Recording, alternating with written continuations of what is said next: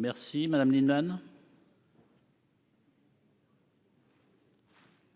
Je trouve là qu'on est au cœur d'un sujet majeur, à savoir, est-ce qu'on souhaite renforcer le financement classique des laboratoires, c'est-à-dire leur feuille de route permanente, ou est-ce qu'on met le paquet sur des appels à projets? C'est telle la première version qu'avait engagée le Gouvernement.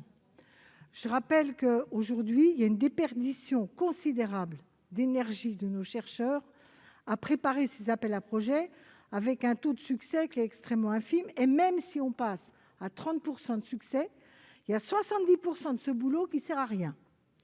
Et par ailleurs, vous voyez le nombre d'heures de chercheurs et de gens qui préparent, etc.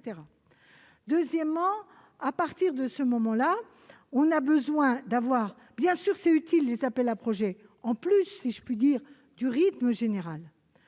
Moi, j'ai tendance à vous dire, madame la ministre, au-delà de l'augmentation des crédits qu'ils doivent mettre, ce que je veux vous dire, c'est que le Comité national de la recherche scientifique estime qu'il faudrait 1 milliard par an pour l'ANR en plus et 1 milliard par an pour le fonctionnement classique des laboratoires. Alors là, il y a un bouger politique, on le voit.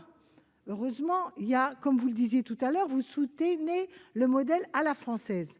Le modèle à la française, c'est justement un modèle de chemin de long cours pour une partie significative de notre recherche. Donc nous considérons que cet amendement est une petite avancée, mais il ne règle pas le problème structurel.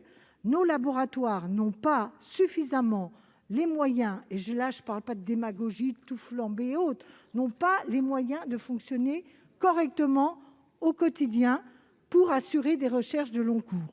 Donc nous prenons acte de cette avancée. La question qu'a posée notre collègue Ouzoulias, c'est à partir de quand? Si c'est 2023 déjà, vous voyez un peu, et à partir de là, nous considérons que ça n'est pas suffisant. Merci.